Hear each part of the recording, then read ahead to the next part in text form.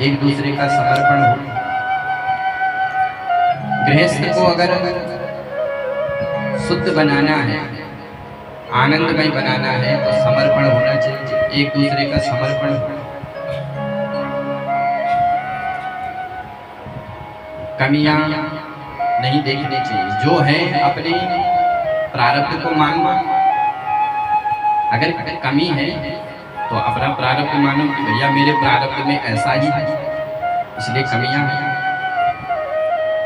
पर कमियों को गिनना नहीं चाहिए। गृहस्थ एक दूसरे में समर्पित होकर के गृहस्थ रूपी इस आश्रम को निभाना चाहिए। और स्त्रियों के लिए तो केवल एक ही धर्म बताया है, नास्ति स्त्रीणां पृथक् यज्ञो न वृतं नाप्यपोषणं शुश्रूषा पति भर्तारं तेन स्वर्गो महीपति। माताओं के लिए कोई अलग यज्ञ नहीं है, वो पति के साथ में बैठ करके यज्ञ भगवान को प्रणाम कर दे तो उसको सब फल मिल जाता है। कोई अन्य व्रत नहीं है, केवल एक ही व्रत है, पातिव्रत धर्म का पालन करें। माताओं को जो सिद्धि मिलती है, जो सुख मिलता है, वैभव मिलता है, वो पति की सेवा से ही मिलता है। जीवन में केवल एक ही व्रत है, एक ही व्रत एक धर्म नेमा, एक ही धर्म एक व्रत नेमा, काया वचन मन पति पद प्रेमा, काया वचन मन पति पद प्रेमा। एक ही धर्म एक व्रत नेमा, काया वचन मन पति पद प्रेमा। एक ही धर्म है, एक ही व्रत है, मन से वाणी से शरीर से पति की सेवा करो। पति में ही सर्वस्व परमेश्वर को देखो, यही माताओं का सर्वश्रेष्ठ धर्म है। और इस व्रत से अगर कोई माताएं च्युत हो गई तो फिर चाहे जितने भी व्रत कर लो कोई फल मिलने वाला नहीं है। आप लोग सोमवार का व्रत करते हैं, शिवरात्रि का व्रत करते हैं, नवरात्रि का व्रत करते हैं, करो, अच्छी बात है। लेकिन अगर पातिव्रत धर्म को पालन नहीं किया तो फिर चाहे जितने भी व्रत कर लो सब व्यर्थ है। पातिव्रत का पालन करना चाहिए, पति के अनुकूल चलना चाहिए। अब माताएं पातिव्रत धर्म का पालन तो करती है, पति की सेवा भी करेगी, लेकिन पति की बात को नहीं मानेगी। बोले मैं आपको मानती हूँ पर आपकी नहीं मानती, तो ये पातिव्रत नहीं है। गुरु जी को मानना अच्छी बात है, लेकिन अगर गुरु जी की बात को कोई शिष्य न माने तो वो श्रेष्ठ शिष्य नहीं हो सकता है। और पुरुषों के लिए भी है, ऐसा नहीं केवल माताओं के लिए है। स्त्री घर की लक्ष्मी है, अगर उसका अपमान किया, सम्मान नहीं किया तो तुमको कोई सुख मिलने वाला नहीं है। लक्ष्मी अगर रुष्ट हो गई, वो रौद्री है, वो सरस्वती है, वो लक्ष्मी है, फिर जीवन में सुख मिलने वाला नहीं है। एक दूसरे का सामंजस्य है, एक दूसरे का समर्पण है, और जब समर्पण एक दूसरे में होता है तब जाके गृहस्थ आनंदमय होता है। और सबसे बड़ा आश्रम भी गृहस्थ है, गृहस्थ से बड़ा कोई आश्रम नहीं है। करदम जी कहते हैं कि देवी मैं तुम्हारी सेवा से प्रसन्न हूँ, वरदान मांगो। देवहूति मैया कहती है कि हे स्वामी हम गृहस्थी हैं, मेरा एक ही आपसे निवेदन है कि हम साधुग्रस्त बने, अर्थात हमारी कोई संतान हो। करदम जी ने देवहूति से कहा कि देवी चिंता मत करो, भगवान ही हमारे पुत्र बनेंगे। करदम जी ने एक कामक विमान को प्रकट किया और देवहूति से कहा कि पहले तुम सरोवर में स्नान करो। सरोवर में देवहूति ने स्नान किया तो 100 गंधर्व अप्सराएं प्रकट हुई। उन्होंने देवहूति का स्नान कराया और ऐसा स्नान कराया, ऐसी औषधि लगाई कि देवहूति के जो जटाओं में परिणित केस थे वो सुंदर केस के रूप में परिणित हो गए। सुंदर स्वरूप, नव यौवन संपन्न स्वरूप मिल गया। दोनों दंपति ने उस कामक विमान में सवार किया और वर्षों तक विविध भोगों का भोग दिया। कालांतर में देवहूति के गर्भ से 9 कन्याएं प्रकट हुई। 9 कन्याओं को जब करदम जी ने देखा तो मन में विचार किया कि मैं तो फंस गया गृहस्थी से। तो करदम जी जंगल की ओर जाने लगे तो देवहूति ने फिर से रोक लिया कि महाराज, ये कन्या है, कन्याओं का कल के दिन विवाह हो जाएगा तो मैं अपने जीवन का अवलंबन किसे मानूं? तो उसी समय करदम जी को भगवान का वचन याद आया कि भगवान ने मेरे को आशीर्वाद दिया है कि मैं तुम्हारा स्वयं पुत्र बनूंगा। करदम जी कहते हैं कि देवी चिंता मत करो, तुम्हारे गर्भ से साक्षात भगवान का प्राकट्य होने वाला है। अब की बार महाराज देवहूति मैया गर्भवती हुई तो देवहूति मैया के गर्भ से साक्षात भगवान कपिल रूप में प्रकट हुए। बोल कपिल भगवान की। जैसे भगवान कपिल का प्राकट्य हुआ तो ब्रह्मा जी ने मन में विचार किया कि चलो भगवान की बाल रूप को देखते हैं कैसे दिखते हैं। तो ब्रह्मा जी अपने 9 ऋषियों को साथ में लेकर के आए, जो मैंने अभी गिनाया, मरीचि, अत्रि आदि 9 ऋषियों को लेकर के आए। भगवान कपिल का सुंदर दर्शन किया, पूजन किया और जब जाने लगे तो ब्रह्मा जी ने कपिल भगवान का पूजन किया। करदम जी ने ब्रह्मा जी से एक प्रार्थना करी, महाराज मेरे घर में है 9 कन्याएं और आपके साथ आए हैं 9 ऋषि, तो क्यों ना इनका आपस में संबंध जोड़ लिया जाए। ब्रह्मा जी परम प्रसन्न हो गए, वो तो चाहते थे कि सृष्टि का विस्तार हो। ब्रह्मा जी ने कहा कि तुरंत शीघ्र इनका विवाह कराओ। तो उन 9 कन्याओं का विवाह हुआ। मरीचि ऋषि के साथ कला देवी का विवाह हुआ, श्रद्धा का विवाह अंगिरा ऋषि के साथ हुआ, अविर्भू का विवाह पुला ऋषि के साथ हुआ, गति का विवाह युक्ता ऋषि के साथ हुआ, क्रिया का विवाह क्रतु ऋषि के साथ हुआ, वशिष्ठ का विवाह अरुंधति के साथ हुआ, आदि आदि 9 कन्याओं का विवाह हो गया। अब घर में 3 सदस्य। करदम जी ने मन में विचार किया कि अब गृहस्थ पूर्ण हो गया, अब हम घर में नहीं रुकेंगे और सीधे जंगल में गए तपस्या करने लगे। अब घर में केवल 2 सदस्य है, कपिल भगवान और देवहूति मैया।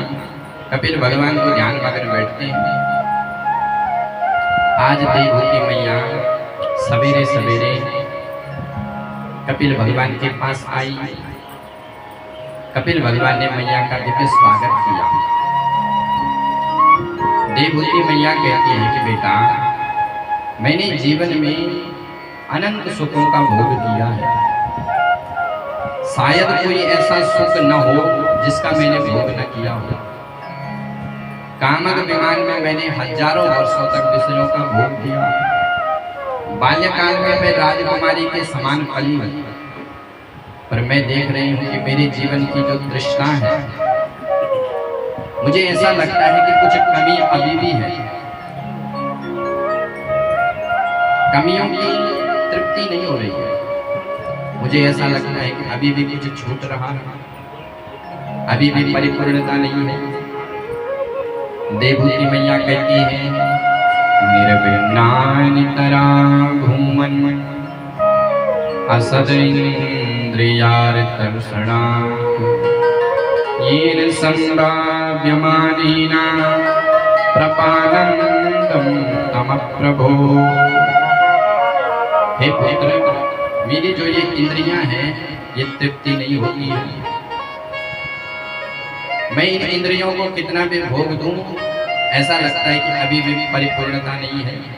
कपिल भगवान कहते कि माँ, ये जो इंद्रियां हैं ये कभी तृप्त होने वाली नहीं है, क्योंकि संसार के जितने भी भोग हैं ये अपूर्ण है, परिपूर्ण नहीं है।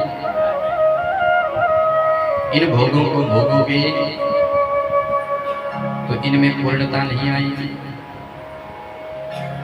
कुछ भी चीज है संसार की,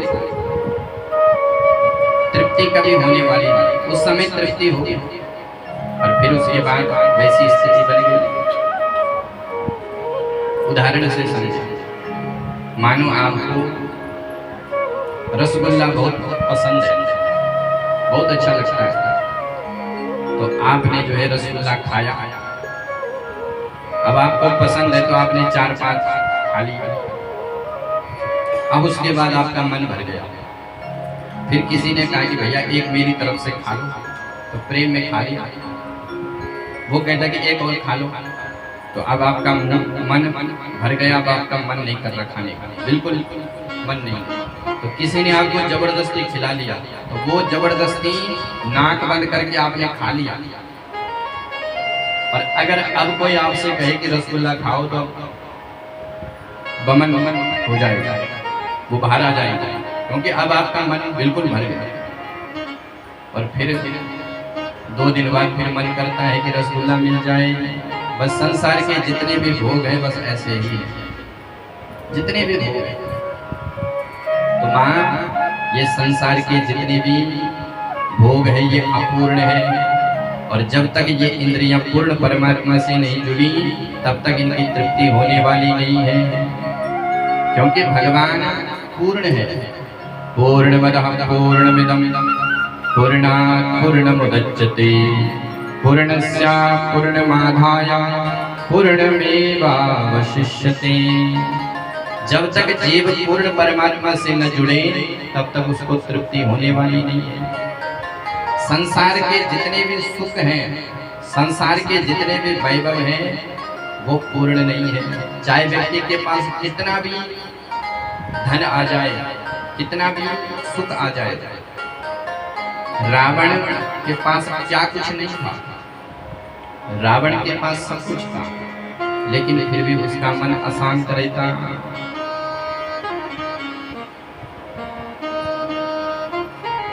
रावण मंडलीक राजा था। रावण का इतना वैभव था कि रावण ने सभी देवताओं को बंदी बना के रखा था। जितने भी देवता हैं सबको बंधक बना के रखा, और सारे देवता ऐसे हाथ जोड़ करके खड़े रहते दरबार पर। और रावण ने अगर किसी देवता को स्वभाव से देख लिया, दृष्टि विलोकत सकल सविता कर जोरे कर दिशा विनीता, किसी को देख लिया तो तुरंत अपनी आंखों को नीचे कर लेता। ऐसा प्रभाव था रावण का। और रावण ने जितने भी ग्रह थे उनको सब बंधक बना के रखा था। देवराज इंद्र की ड्यूटी लगा रखी थी कि तुम मेरे लिए पुष्पों का हार बनाया करो रोज। और इंद्र बढ़िया बढ़िया हार बनाते, लेकिन रावण कभी इंद्र को धन्यवाद नहीं देता, बार बार डांटता। तू देवताओं का राजा महामूर्ख है। चंद्रमा से कहता कि मेरे लिए छत्र तान के रख। इंद्रम माल्यकरम, इंद्र माला बनाता, चंद्रमा छत्र, चांदी का छत्र तन के रखता। सभी देवताओं की ड्यूटी लगा के रखी। और तो और भोले बाबा से भी रावण ने कहा कि हमारे घर में आया करो पूजन के लिए, मैं आपके पास नहीं आऊंगा। रावण पहले नित्य भगवान शिव की पूजा के लिए जाया करता था कैलाश। एक दिन रावण कैलाश में जा रहा था तो रावण के मन में आया कि देखो तो सही मेरी बाहु में कितना बल है। अब पढ़ा लिखा तो था लेकिन राक्षसी बुद्धि का था। तो उसके मन में आया कि क्यों ना मैं अपने बाहुबल को देखूं। तो उसने कैलाश को ही उठा लिया और कैलाश उठा तो सारे कैलाश के जितने भी नंदी भृंगी है सब डगमगाए। माता पार्वती ने भोलेनाथ से कहा, भोलेनाथ ये क्या हो रहा है? बोले देवी चेला आ रहा है। माता पार्वती ने हाथ जोड़ लिए, बोले बाबा ऐसे चेलाओं को घर में घुसने मत दो, इनका क्या जाता है। तब से भोले बाबा पूजा के लिए रावण के यहाँ जाते हैं नित्य। और रावण ने ब्रह्मा जी की भी ड्यूटी लगा के रखी, वेद पाठ करनी। रावण छोटे मोटे पंडित का वेद पाठ भी सुनना पसंद नहीं करता। ब्रह्मा जी से कहा कि समय पर आओ और वेद पाठ सुना करके जाओ। एक दिन की घटना सुनाते हैं कि ब्रह्मा जी का समय हुआ वेद सुनाने का। तो ब्रह्मा जी ने समय पर अपना वेद पाठ शुरू कर दिया। गणानं त्वा गणपतिगुं हवामहे, प्रियाणं त्वा प्रियपतिगुं हवामहे, निधीनं त्वा निधिपतिगुं हवामहे, वसो मम आहम जानि गर्भधमा त्वम जासि गर्भधम्मा। जैसे वेद पाठ हुआ तो भीतर से रावण का चपड़ासी आया और चपड़ासी आते ही ब्रह्मा जी को फटकार लगाता है। ब्रह्मन्नते सने सुने तूष्णिम बहुस्तीयताम। हे मूर्ख ब्रह्मा, ये तेरा वेद पाठ सुनाने का समय नहीं है। अब जो ब्रह्मा को मूर्ख कहा तो ब्रह्मा जी तो एकदम सकपका गए, बेइज्जती हो गई भरी सभा। विधाता है, छोटे मोटे नहीं। तो ब्रह्मा जी की जब ऐसी बेइज्जती करी किसने? बोले रावण ने नहीं, रावण के चपड़ासी ने। तो साथ में बैठे थे बृहस्पति। बृहस्पति ने उसको समझाया कि भैया क्यों ऐसी बेइज्जती करते हो। तो चपड़ासी बृहस्पति से भी कहता है, स्वल्पम जल्प बृहस्पति जड़मति नैसा सभा वज्रनाथ। हे जड़मति बृहस्पति, ये तेरी इंद्र की सभा नहीं है, ये लंकेश का साम्राज्य है। बृहस्पति भी मौन हो गए। इतने में नारद जी ने मन में विचार किया कि चलो वीणा पर राग छेड़ते हैं, शायद इसका मूड ठीक हो जाए। तो जैसे नारद जी ने वीणा पर राग छेड़ा, उसी समय चपड़ासी ने नारद को भी डांटा। वीणा संदर नारद स्तुति कथा। नारद जी वीणा रखो। तुम्बरु नाम का गंधर्व था नारद जी का चेला, वो कहता है कि चलो मैं अभी अलाप भरता हूँ। तो अलापम अलम तुम्बरु, तुम्बरु ने जैसे अलापकारी चालू करी तो उस सेवक ने तुम्बरु ऋषि को भी फटकार लगाई। अब सबने अंत में पूछा कि भैया तुम ऐसी बेइज्जती क्यों कर रहे हो, बात क्या है? तब अंत में कहता है, सीता अल्लक भल्लक भगन हृदयो स्वस्तो न लंकेश्वरा। लंकेश्वर अभी अभी अशोक वाटिका से आ रहे हैं और सीता जी की जो अलकावली है वो लंकेश के हृदय में भाले के समान चुभी है। रावण ने सीता से प्रणय याचना करी तो सीता ने रावण को तृण से डरा के भेज दिया। तृण धरी ओट कहते कहते ही सीता जी कहती है कि रावण तेरी औकात मेरे सामने तृण के समान है। इसलिए रावण सीता जी से अपकार मान करके भीतर सोया है, वो अस्वस्थ है, स्वस्थ नहीं है। इसलिए सभी लोग मौन रहो, अभी लंकेश के सोने का समय है। ब्रह्मन्नते सने सने तूष्णीं बहुस्नीयता स्वल्पम जल्प बृहस्पति जड़मति नैसा सभा वज्रना। वीणा संदर नारद स्तुति कथा अलापम अलम तुम्बरु। सीता अल्लक भल्लक भगन हृदयो स्वस्तो न लंकेश्वरा। तो जो लंकेश्वर के पास कोई सुख की कमी नहीं है, सारी सामग्री है, सुख वैभव सब कुछ है, यश कीर्ति सब है, लेकिन फिर भी दुखी है। क्यों? बोले पूर्ण परमात्मा से नहीं जुड़ा है। संसार के सारे सुख तो हैं, लेकिन रावण को भी सुख कब मिलता है? जब रावण भोले बाबा की स्तुति करता है। शिवेति मंत्र मुच्चरन् सदा सुखी भवाम्यहम्। शिवेति मंत्र मुच्चरन् सदा सुखी भवाम्यहम्। तो कहने का तात्पर्य है कि संसार की जितनी भी इंद्रियां हैं ये सब अपूर्ण है।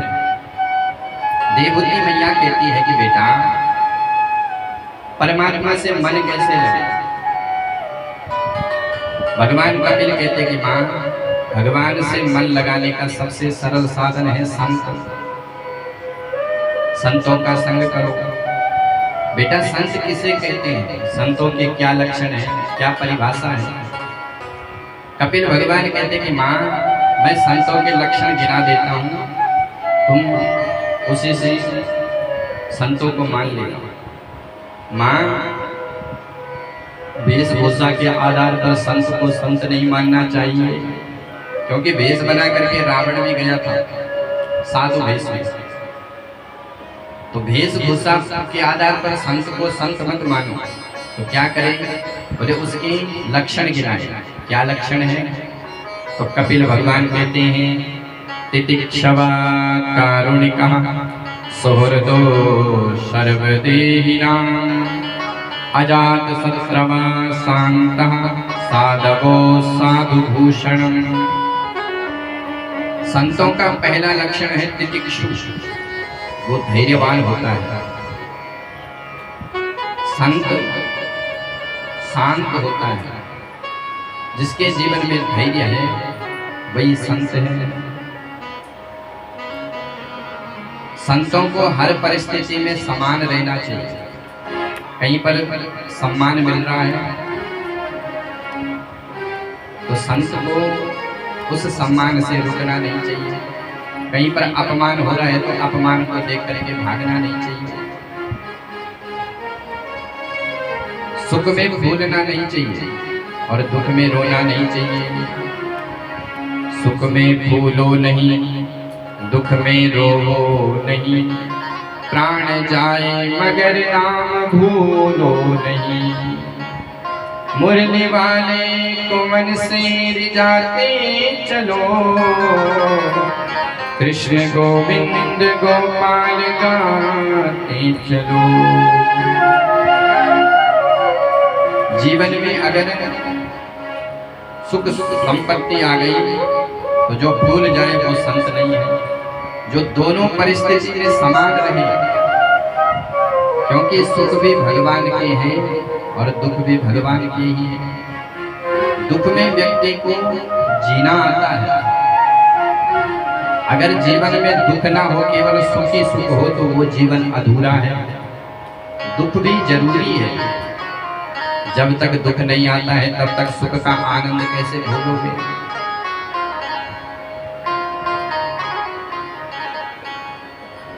सुख भी मुझे प्यारे लगते हैं, दुख भी मुझे प्यारे लगते हैं। छोड़ू मैं किसे भगवन, दोनों ही तुम्हारे हैं। ये दोनों भगवान के ही हैं। जैसे गाड़ी के पहिए होते हैं तो सुख भी भगवान के ही है और दुख भी भगवान का है। तो जो दोनों परिस्थिति में एक समान रही वही तो साधु है। भगवान गीता में कहते हैं कि अर्जुन, दुखेषु उद्विग्न मना सुखेषु विगतस्पृह वीतराग भयक्रोध स्थिर धीर मुनिरुच्यते। जो सुख और दुख में समान रहे वही सबसे बड़ा साधु है, वही सबसे बड़ा संत है। साधु चरित शुभ चरित कपासु, साधु चरित शुभ चरित कपासु। निरस विशद गुण मया फल जासु, निरस विशद गुण मया फल जासु। जो सही सुख पर क्षेत्र दुरावा, जो सही सुख पर क्षेत्र दुरावा। बंदनी आजे जग जस पावा, बंदनी आजे जग जस पावा। साधु चरित शुभ चरित कपासु। साधुओं का चरित्र कपास के समान स्वच्छ होता है, उज्जवल होता है, दूसरे के क्षेत्र, दूसरे की कमी को पूर्ण करते हैं। साधुओं के जीवन में कभी भेद नहीं होता है। जो भेद बुद्धि रखे वो कभी संत नहीं हो सकता है। गोस्वामी तुलसीदास जी संतों की स्तुति करते हुए कहते हैं कि संतों का चरित्र कैसा हो। गोस्वामी जी कहते हैं, बंदो संत समान चित, हित अनहित नहीं कोई, अंजलिगत शुभ सुमन जिमि, सम सुगंध कर दो। साधुओं का चरित्र कैसा? बोले एक व्यक्ति ने फूल को तोड़ा, पुष्प, तो एक हाथ से उसने पुष्प को तोड़ा और एक हाथ में उसको रखा, तो पुष्प ने कभी भी भेदभाव नहीं किया। पुष्प ने वही सुगंध उस हाथ को भी दिया और वही सुगंध उस हाथ को भी दिया जिसने सारा रखा। तोड़ने वाले को भी वही सुगंध दिया और सहारा देने वाले को भी वही सुगंध दिया। तो संतों का चित्त भी ऐसा ही होता है। कोई संतों का अपमान करे तो उसका भी कल्याण करते हैं और कोई प्रेम करे तो उनका भी कल्याण करते हैं। बोलिए संत भगवान की। आगे महाराज कपिल भगवान ने अष्टांग योग के बारे में बताया कि 8 प्रकार के योग है। यम नियम आसन प्रत्याहार धारणा ध्यान समाधि। आगे भगवान की स्मरण की विधि बताई कि कैसे भगवान का ध्यान करना चाहिए। भगवान का ध्यान व्यक्ति को चरणों से करना चाहिए। सबसे पहले भगवान के चरणों का दर्शन करें। मंदिर में जब जाओ चरणों का दर्शन करो अथवा ध्यान लगा करके चरणों का दर्शन करना चाहिए। कैसे है भगवान के चरण? बोले सबसे पहले पाद तल का ध्यान करना चाहिए। चरणों का जो नीचे वाला हिस्सा है, भगवान के पाद तलों में ध्वजा, अंकुश, जौ, चक्र आदि के चिन्ह बने हैं। उन चिन्हों का ध्यान करो। उसके बाद भगवान के नख, जो अंगुष्ठ का नख है उसका ध्यान करो। उसमें सुंदर चंद्रमा के समान चांदनी छिटक रही है। उन नखों का ध्यान करना चाहिए। फिर भगवान के घुटनों का ध्यान करो। फिर कटिप प्रदेश का ध्यान करो। फिर भगवान के वक्षस्थल का ध्यान करो। वक्षस्थल में कौस्तुभ मणि का ध्यान करो। वक्षस्थल के बाद भगवान के कंठ प्रदेश का ध्यान करो। भगवान के गले में बैजन की माला है। उसके बाद भगवान के कानों का ध्यान करो। कानों में सुंदर सुंदर कनीर के पुष्प है और सुंदर सुंदर कुंडल है। फिर भगवान के कपोल गालों का ध्यान करना चाहिए। भगवान के गाल कैसे हैं? बोले रसगुल्ले के समान कोमल है। भगवान की आंखों का ध्यान करो। भगवान की आंखें कैसी है? बोले कमल के समान। फिर भगवान के ओठों का ध्यान करो। बिंबा फल के समान भगवान के अधरोष्ठ है, लाल लाल लाल। भगवान का जो शरीर है वो कंज के समान है, कमल के समान है। और कमल में भी कमल है। पहले तो बदनारविंद, अरविंद कहते कमल को। बदनारविंद, हस्तारविंद, पादारविंद, मुखारविंद और मुखारविंद में दो नयनारविंद। सब अरविंद ही अरविंद है। नव कंज लोचन, कंज, कंज कहते कमल। भगवान के कैसे कमल से उपमा दी गई है। नव कंज लोचन कंज मुख पर कंज पद कंजारुण। नव कंज लोचन कंज मुख पर कंज पद कंजारुण।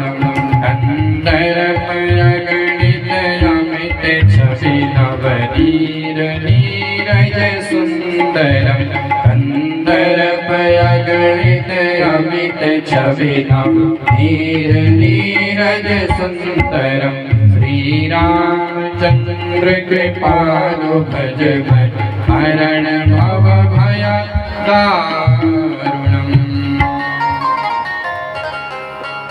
तो भगवान का ध्यान चरणों से करना चाहिए।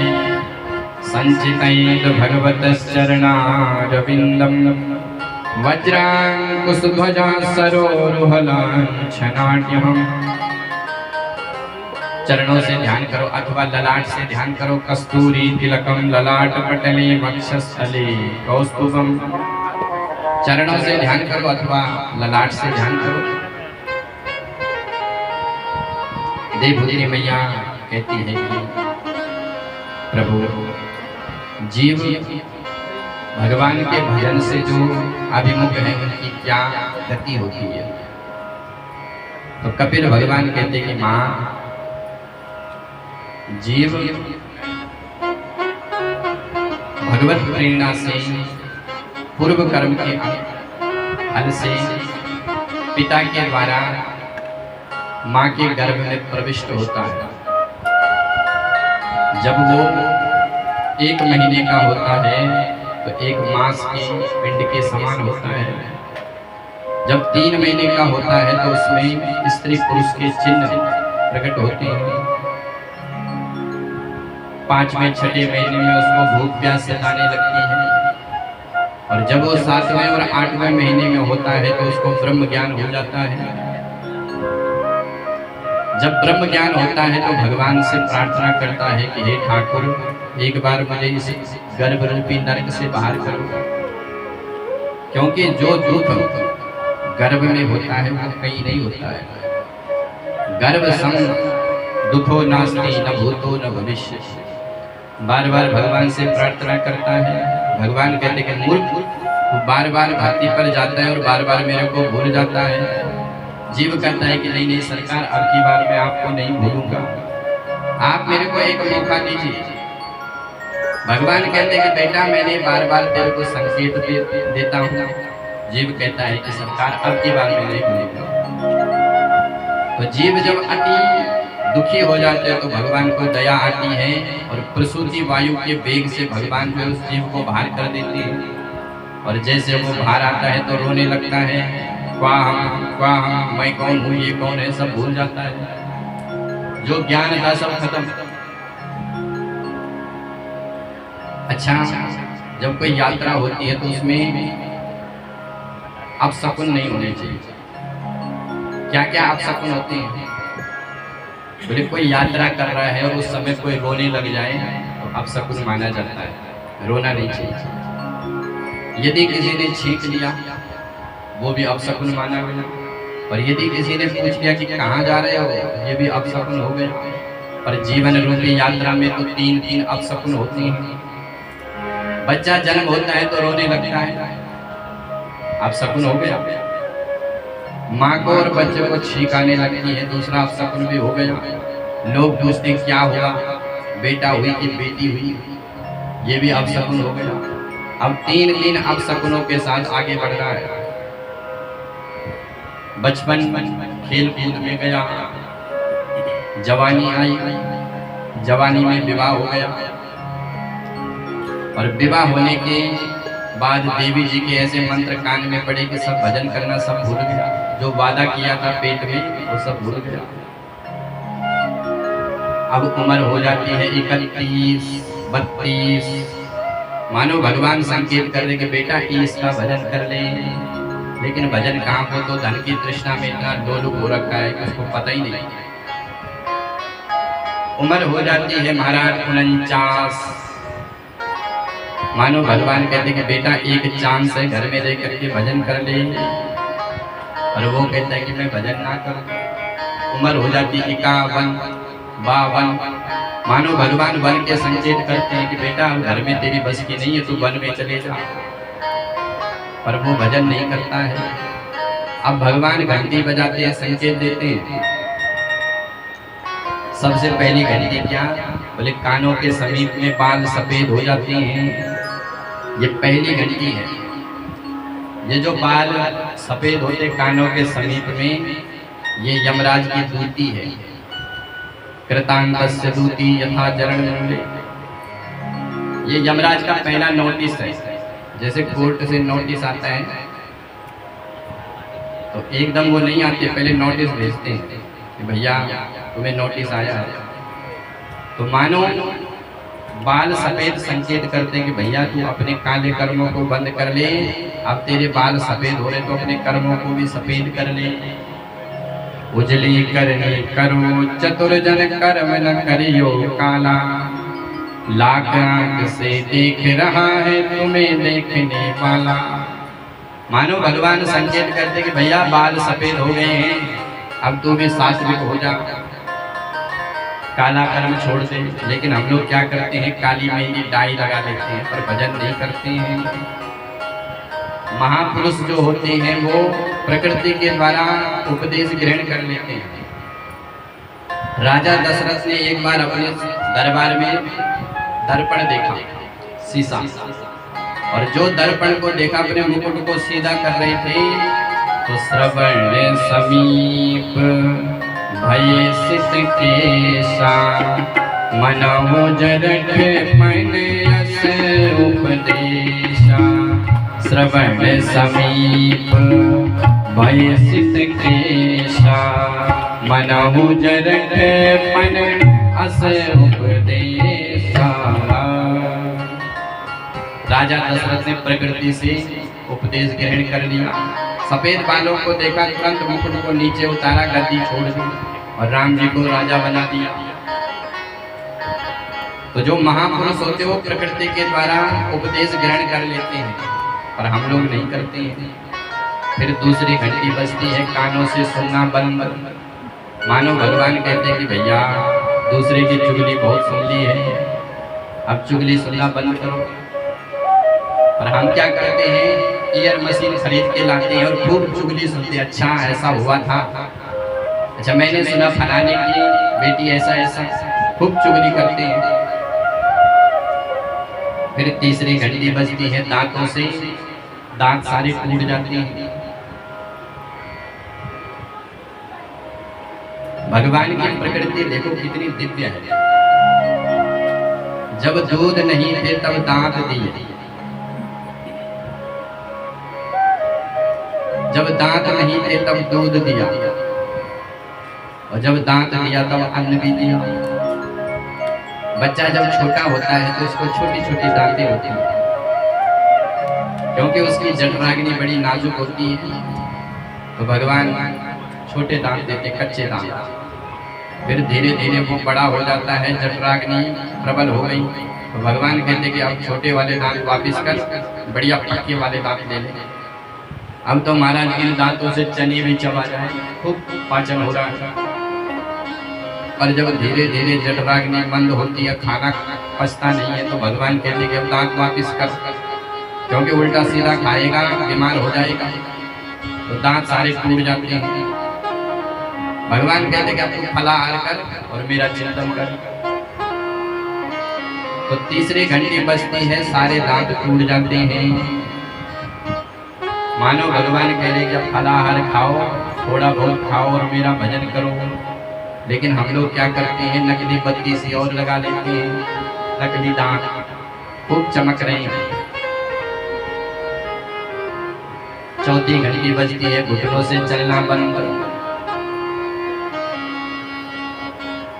मानो भगवान कहते कि बैठ करके भजन करो,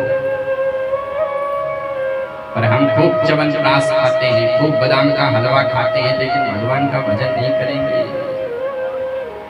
आंखों से दिखना बंद, दृष्टि कमजोर हो गई। मानो भगवान कहते हैं कि भैया अब संसार को बहुत देख लिया, अब अपने भीतर भी तो देख ले, मेरा भी तो दर्शन कर ले। पर हम लोग क्या करते हैं, आंखों का ऑपरेशन करवा लेते हैं। आज इस वर्ष करेंगे, दूसरे वर्ष में कर लेंगे, पर भगवान का भजन नहीं करेंगे। उसके बाद उम्र हो जाती है 61, 62। मानो भगवान कहते करे 60, तो भगवान का भजन कर ले, अभी भी मौका है। लेकिन भैया मैं भगवान का भजन ना करूं, मेरा मन तो चुगली निंदा में लगता है, भजन में कहाँ मन लगता है। उम्र हो जाती है महाराज 62-63, और अब की बार अब घंटी नहीं बजती है, पहले नोटिस आती है और फिर क्या आते हैं, बोले पुलिस वाले सीधे धावा बोलते हैं, फिर घंटी नहीं, अब ये बार तो घंटा बजेगा। यमराज के काले काले दूत आएंगे और मार मार हंटर करके उसको उसके शरीर से छुड़ाएंगे। और जब यमराज को देखेगा तो खूब रोएगा। सदृष्ट्वा त्रस्तहस्ता सक्रीं नेत्र विमुंचिता। यमराज के काले काले दूतों को जीव जब देखता है, पापी जीव, तो डर जाता है और मलमूत्र त्याग देता है। और पुनरपि जननम पुनरपि मरणम पुनरपि जननी जठरे शयनम, बार बार माँ के गर्भ में आता है, खूब वादा करता है भगवान से कि प्रभु एक मौका दे, पर बार बार भूल जाता है, क्योंकि ये जन्म हमारा बातों में ही बीत गया। जन्म तेरा बातों ही बीत गयो रे तूने, कबहु न कृष्ण कहो। जन्म तेरा बातों ही बीत गयो रे तूने, कबहु न कृष्ण कहो।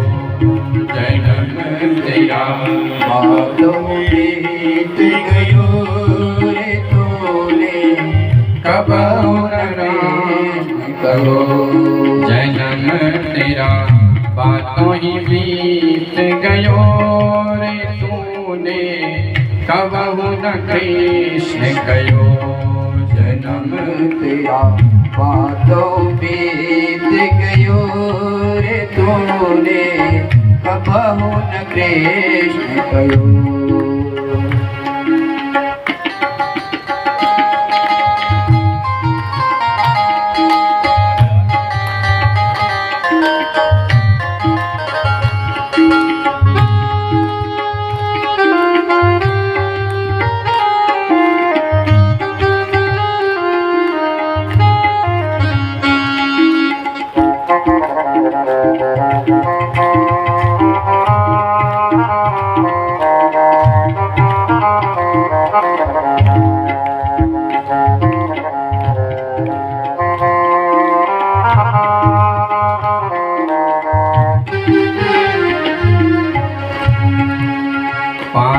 बरस का भोला भाला, 5 बरस का भोला भाला, 5 बरस का भोला भाला, 5 बरस का भोला भाला। अब तो 20 भयो, अब तो 20 भयो, मगर 25 माया कारण, मगर 25 माया कारण, देश विदेश गयो रे तूने, कबहु न कृष्ण कहो। जन्म तेरा बातों ही बीत गयो रे तूने, कबहु न कृष्ण कहो। जन्म तेरा बातों बीत गयो रे तूने, कबहु न कृष्ण कहो। जन्म तेरा बातों ही बीत गयो रे तूने, कबहु न राम कहो। जन्म तेरा बातों बीत गयो रे तूने, कबहु न राम कहो।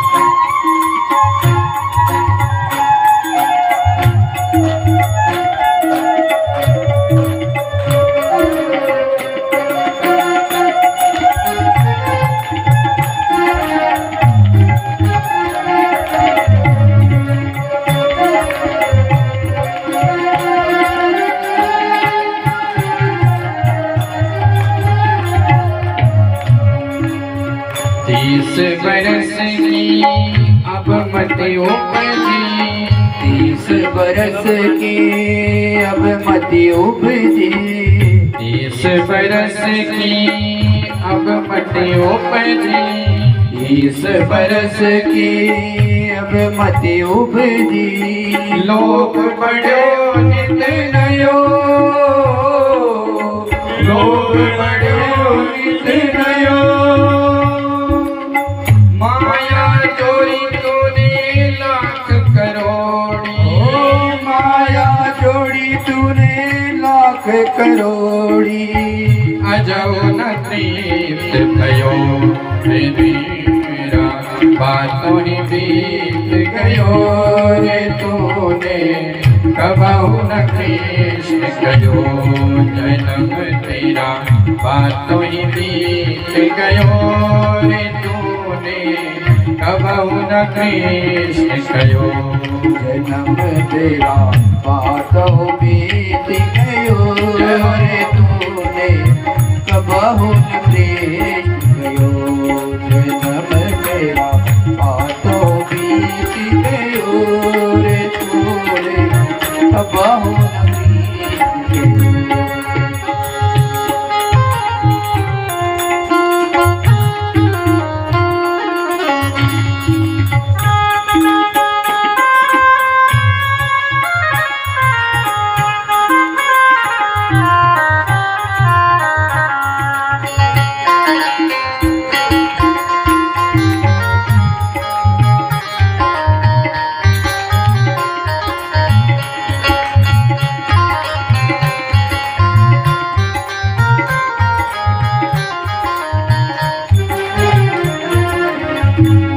जवानी में कभी भजन नहीं किया तो बुढ़ापे में क्या होगा उसको भी सुन लो। वृद्ध भयो तब आलस उपजो, वृद्ध भयो तब आलस उपजे, वृद्ध भयो तब आलस उपजे, वृद्ध भयो तब आलस उपजे। कब नित नयो, कब नित कंठ नयो, साधु संगत कबहु न कीनी, साधु संगत कबहु न कीनी, बिरला जन्म गवायो रे तूने, कबहु न कृष्ण कयो जन्म तेरा, बातों में बीत गयो रे तूने, कबहु न कृष्ण कयो जन्म तेरा, बातों में बीत गयो रे तूने, कबहु न कृष्ण कयो जन्म तेरा, बातों में बीत गयो रे तूने, कबहु न राम कयो रे तूने, कबहु न कृष्ण कयो रे तूने, कबहु न राम कयो रे तूने, कबहु न कृष्ण कयो रे तूने, कबहु न राम कयो। बोल कृष्ण कन्हैया लाल की। तो ये जीव संसार की माया में ऐसा फंसा हुआ है कि चाह करके भी ये भगवान का भजन नहीं कर पाता है। आगे देवहूति मैया को कपिल भगवान ने विविध चरित्रों का वर्णन श्रवण कराया, 4 आश्रमों की व्यवस्था के बारे में बताया, प्राणियों में कौन श्रेष्ठ है उसके बारे में बताया, और अंत में कपिल भगवान के दिव्य ज्ञान से माँ देवहूति जल रूप में परिणित हो गई और सागर में लीन हो गई। आज भी जब मकर संक्रांति आती है तो कपिल भगवान का पूजन और दर्शन समुद्र में, प्रयागराज आदि तीर्थ में लोग करते हैं। इसी के साथ तृतीय स्कंद को विश्राम। चतुर्थ स्कंद में मनु महाराज की जो बड़ी बेटी आकृति है उसका चरित्र है, जिसका विवाह रुचि प्रजापति के साथ हुआ। जिनके घर साक्षात भगवान नर और नारायण रूप में प्रकट हुए। सबसे छोटी बेटी है प्रसूति, जिनका विवाह हुआ राजा दक्ष के साथ, जिनके यहाँ 16 कन्याओं ने जन्म लिया। 13 विवाही गई धर्म को, एक स्वाहा पितरों को, स्वाहा नाम की कन्या अग्नि को, स्वदा नाम की कन्या पितरों को। एक सबसे छोटी कन्या थी जिसका नाम था सती, जिनका विवाह हुआ भगवान भोलेनाथ के साथ। पर भोले बाबा के द्वारा सती के गर्भ से कोई संतान नहीं हुई, क्योंकि राजा दक्ष ने सती का अपमान, भोलेनाथ का अपमान किया। जिस अपमान को सहन सती ने नहीं किया और पिता के यज्ञ में आहूत हो गई। परीक्षित ने प्रश्न किया तो विस्तार से सती चरित्र को भी सुनाया। आगे महाराज ध्रुव जी की कथा को सुनाते हैं। ये तो कन्याओं की बात रही। आगे जो बच्चे हैं, पुरुष हैं, बेटे हैं, उनकी कथा सुनाई। मनु महाराज के छोटे बेटे हैं उत्तानपाद, जिनकी 2 रानियां सुरुचि और सुमति, जिनके बेटा ध्रुव हुए, जिनकी कथा हम आपको कल के प्रसंग में श्रवण कराएंगे, क्योंकि आज समय पूरा हो गया है। लोग दूर दूर से आते हैं, तो गृह कार्य भी आवश्यक है। भगवान की कृपा से हम लोग ये दिव्य कथा श्रवण कर रहे हैं।